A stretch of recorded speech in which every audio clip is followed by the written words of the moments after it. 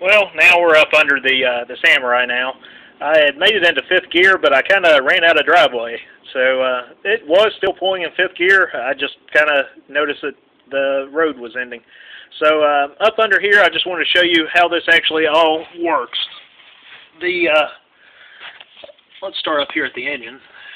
The engine is just a Volkswagen 1.6 liter turbo diesel. Originally, I had an adapter kit that was for a Samurai. So those only came with 1.3s, but luckily enough, I came up with a 1.3 Sidekick bell housing. Those are pretty rare to find, and that saved me a good bit of money rather than having to go and buy a different adapter plate. Moving on, that actually is just bolted to a standard Sidekick transmission. Nothing fancy there. It's right around here where you'll start to notice that things look a little bit different. Hold on just a second. As you can see, this is where the Sidekick transfer case would actually be. You can see that this has been kind of hacked up, and we welded the housing back together on. So this basically turned into nothing but a low-range unit.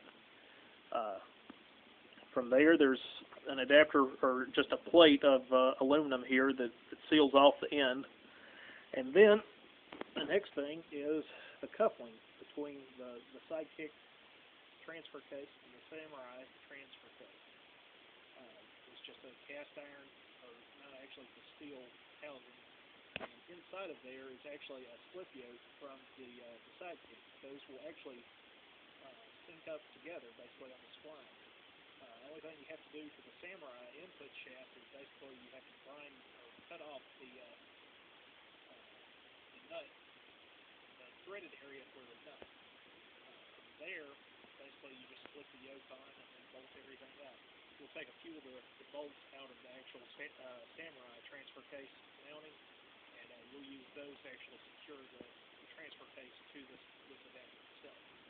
So basically, that goes into the normal drivetrain from that point on to the front and the rear end. There are a few things that aren't reversible. You basically do have to hack up what was originally the Samurai's transmission cross member. Basically, just take a sawzall to it and hack it off. The other thing too is you will have to widen the floor pan for the transmission itself.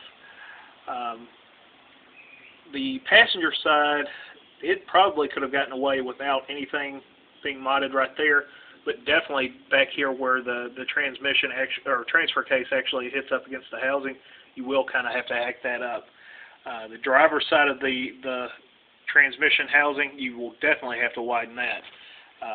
And then same goes for the actual housing up here.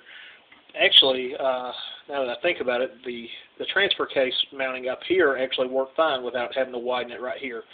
So really just mod the roll pan up here near the transmission itself on the driver's side, and then really mod the floor pan up here next to the transfer case on the Sidekick.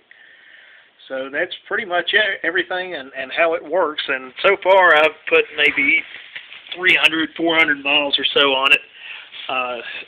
The great deal with this setup is that basically it allows you to not affect any of your top end gearing, which for some, for a gas Samurai, that probably isn't that big of a deal because typically guys want it lower, but with these diesel Samurais, we really want them tall geared. It basically has allowed me to almost triple my total low range crawl ratio from around 23 to 1 to 50 to 1. No, actually it was around 57 to 1, I think, after I did the math. But it's a great mod.